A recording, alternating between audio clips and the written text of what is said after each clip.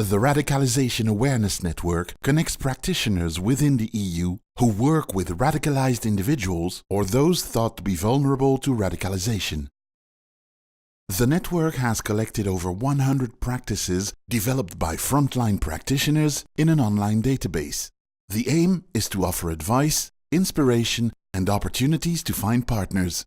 I use the RAND collection because it's important to give me some handouts and some tools. The practices are shown for municipalities. To get inspired. Every time I give a presentation or a conference. Two projects that I find in the collection, we develop something like a follow-up of this project. There are 2 or 3 really relevant practices that I find really interesting and useful for me and for my audiences.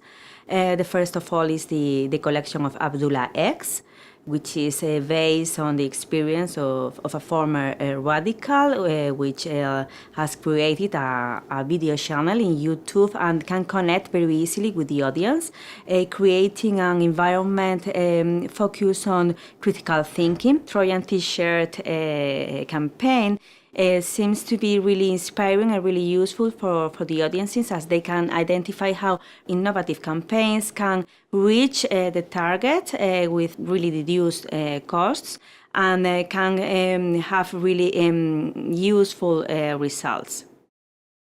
Most questions I get are on the subject on how to engage these target groups. What does it take for a first-line practitioner to even work with these target groups? So it's evidence-based. It's based on experiences that people have within Europe on working with these target groups, so I don't have to reinvent the wheel again. We learned a lot from Aarhus because there is so many people working on the topic, and they have shared goals.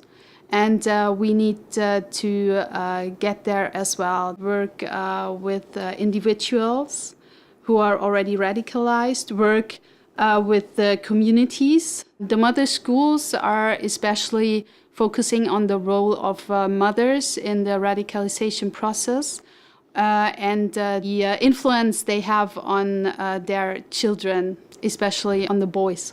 The mother schools we found very interesting because they are very successful in getting the women participating in different ways.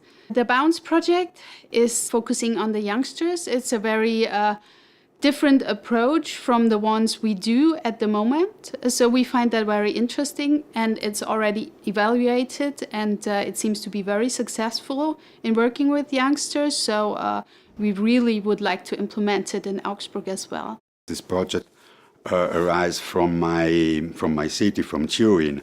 They were focused on the testimonies of the victims of terrorism with an activity in the school where the victims spoke with the students about sensitive topics on past and present political violence. We enlarged the topics because we think that it was important to speak also about Islamophobia and immigration. We asked the student to create a message, something like a counter-narrative or counter-messages toward the propaganda or the hate speech. One of the main things is that you don't need to invent the wheel again.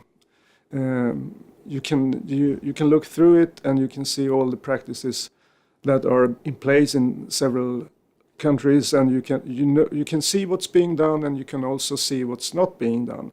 There are things still that needs to be done. The main thing, I think, is just the multi-agency approach, that you really realize that the amount of work it takes to get to the bottom with this problem. There's a lot of practices that should have been done for 20 years ago, and it's being done now. That's 20 years too late. So in that perspective, I think we can learn a lot from reading the collection that works with society problems or things like that, because it really gets to the core of what the society is all about, and this is something we need to do something about and cure.